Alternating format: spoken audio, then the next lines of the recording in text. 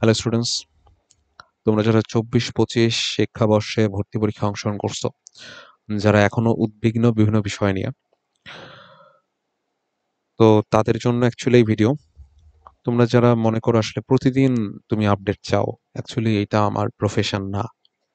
আমি যতটুকু সময় বের করতে পারছি নিজের কাজের মাঝে আমি চেষ্টা করছি আমার এক্সপিরিয়েন্স শেয়ার করার জন্য। বাট বর্তমানে আমি সেকেন্ড টাইম কিছু স্টুডেন্টকে ট্রেন করা শুরু করছি, প্লাস এইচএসসি ক্যান্ডিডেট আছে, এদেরও পরীক্ষা একদম সামনেই।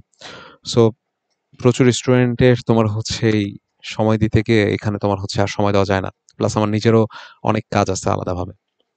তো এছাড়াও তোমার হচ্ছে আরো কিছু কারণে অ্যাকচুয়ালি আর আপডেট দেওয়া হয় না। তো তারপরেও যেহেতু তোমরা কিছু বিষয় আপডেট চাও, আমি কিছু বিষয় নিয়ে একটু কথা বলি। প্রথমত ঢাকা ইউনিভার্সিটি। তো ঢাকা ইউনিভার্সিটিতে তোমার হচ্ছে যেটা সমস্যায় তোমরা পড়তেছো সেটা হচ্ছে অনেক দূর ডাকছে কিন্তু তুমি সিট পাও নাই। এই বিষয়টা নিয়ে আমি এর আগেও ক্লিয়ার করছি, তোমরা ভিডিওগুলো দেখোই না। ভিডিওগুলোতে বলা হয় সব। তো এই জন্য আর যারা ভিডিও না দেখে যে কমেন্ট করো এবং আমি যেটা ভিডিওতে আছে সেটার আমি তোমাদেরকে রিপ্লাই করি না। ঢাকা ইউনিভার্সিটিতে মার্ক ফ্যাক্ট, যাদের কেমিস্ট্রিতে তোমার 10-এর বেশি আছে তারা মোটামুটি শিওর থাকতে পারো সাবজেক্ট পাবা। যাদের নাই তাদের জন্য কথা হচ্ছে কেমিস্ট্রিতে রিকোয়ারমেন্ট কমাবে না। এর কারণ হচ্ছে ফিজিক্সে তোমরা যখন বলছিলা যে ফিজিক্সে আমার 12 নাই, বেশিরভাগ স্টুডেন্টেরই 12 নাই, তখন বলা হয়েছে রিকোয়ারমেন্ট কমার কোনো চান্স নাই। তো তোমাদের যাদের তোমার হচ্ছে এই কেমিস্ট্রিতে 10+ আছে তারা মোটামুটি সাবজেক্ট পাবা আশা করা যায়। আর অন্যান্য ক্ষেত্রে যেগুলা জানতে চাও, ওই যে অমুক সিরিয়াল অমুক পাবো কিনা, এটা আসলে আমি বলতে পারতেছি না। আমার মানে আমি আসলে কোনো ইনফরমেশন কখনোই ক্যাচ করিনি। আমার যতটুকু মনে হয়েছে এক্সপিরিয়েন্সের খাতিরে আমি তোমাকে বলছি।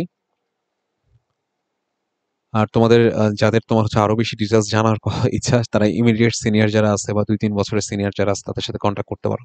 তারা তোমাকে একটা ভালো ভিউ দিতে পারবে, তারা এখন কারেন্ট স্টুডেন্ট। দেন আসি তোমার হচ্ছে কুয়েটে। কুয়েটের বিষয় হচ্ছে জানতে চাচ্ছে যে আরো যাবে কিনা বা এখন মাইগ্রেশন হবে কিনা। এতদিন তোমাদের সমস্যা ছিল সাবজেক্ট পাবা কি পাবা না এটা নিয়ে গ্যাঞ্জাম।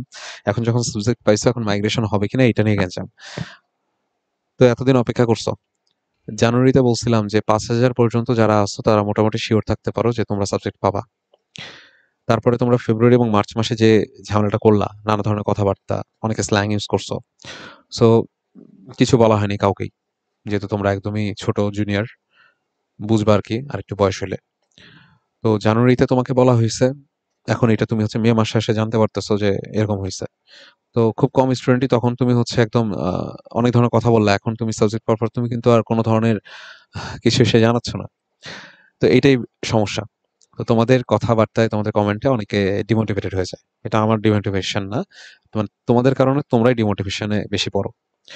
তো কুয়েটে তোমার হচ্ছে আর সাবজেক্ট যাবে কিনা এটা অ্যাকচুয়ালি ডিপেন্ড করবে। তোমার সিট ফাঁকা হইতে পারে, কিছু চান্স আছে। কারণ অনেক স্টুডেন্ট এখন বলতেছে যে তারা অমুক সাবজেক্ট যেহেতু পাইছে এটা তো পড়বে না, তাদের অন্য জায়গায় ভালো সিরিয়াল আছে, অন্য সাবজেক্ট ভালো পাবে। তো সিট ফাঁকা হবে আশা করা যায় কিছু। কিন্তু কুয়েট যদি তোমার হচ্ছে ক্লাস শুরু করে বলে যে আমি আর ভর্তি নিব না, তাহলে কিছু করার নেই। বাট কুয়েট যদি চায় সে নিতে পারে। তো কুয়েট তোমাদের সাথে অনেক স্টুডেন্ট ফ্রেন্ডলি, এতদিন পর্যন্ত অনেক দিন টানছে।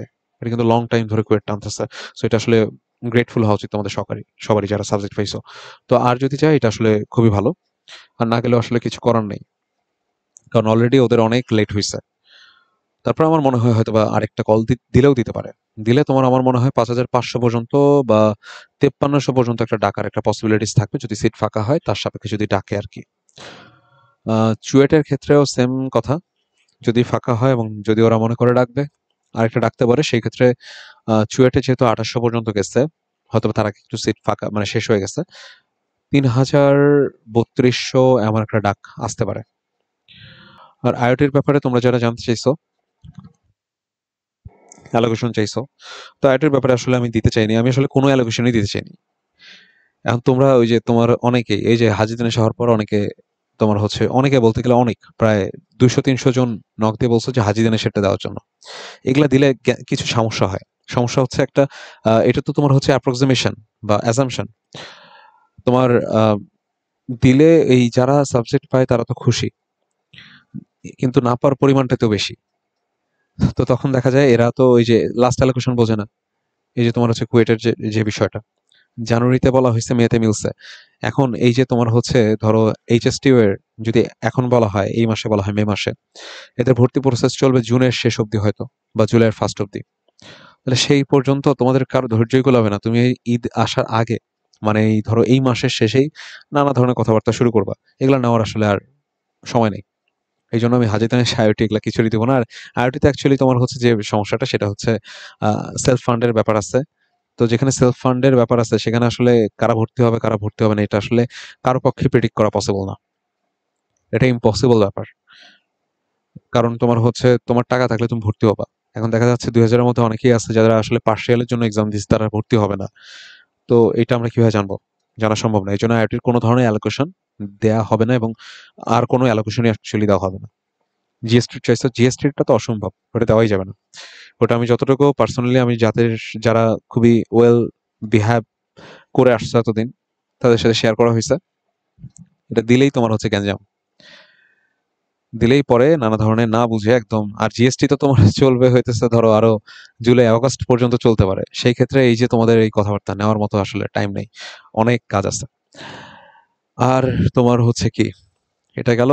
আর তোমার সাস্ট সম্পর্কে অনেকে জানতে চাইছো।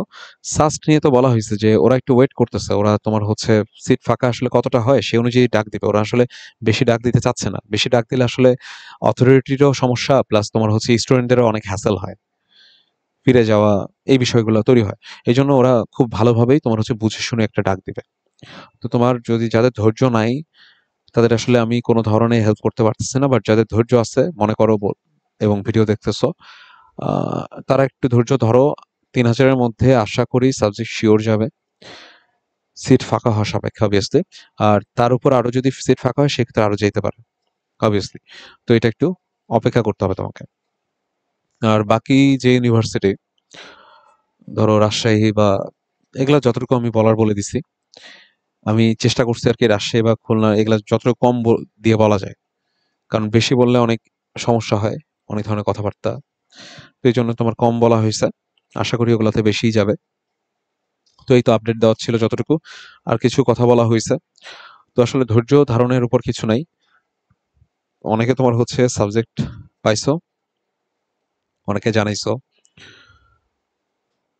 তো খুবই ভালো বিষয় সাবজেক্ট পাইছো। আর যারা তোমার হচ্ছে সেকেন্ড টাইমের চিন্তা ভাবনা করতেছো, তাদের ক্ষেত্রে একটু বলি, কিছু স্টুডেন্ট অদ্ভুত কিছু কোশ্চেন করছে, এদের আমি হয়তো বা আমি কোনো ধরনের রিপ্লাই দেওয়া হচ্ছে না। এটার কারণ হচ্ছে তোমরা ইঞ্জিনিয়ারিং প্রিপারেশন নিছো, তোমরা কোথাও এক জায়গায় মোটামুটি সাবজেক্টও পাইছো, একটা ইঞ্জিনিয়ারিং সাবজেক্টই পাইছো, পাওয়ার পর এখন তোমরা মেডিকেলের প্রিপারেশন নিবা। এটা ঠিক কেমন ধরনের ব্যাপার আমি আসলে বুঝি না। এই জন্য আমি আসলে তোমাদের কোনো রিপ্লাইও করবো না। এটা একদমই তোমাদের পার্সোনাল ব্যাপার। তো এই আর কি। তো আর সেকেন্ড টাইমে যারা তোমার হচ্ছে আমার সাথে অ্যাড হইতে চাও, তারা আমার সাথে পার্সোনালি যোগাযোগ করতে পারো। যাদের কাছে হোয়াটসঅ্যাপ নাম্বার আছে তারা নক করলেই হবে।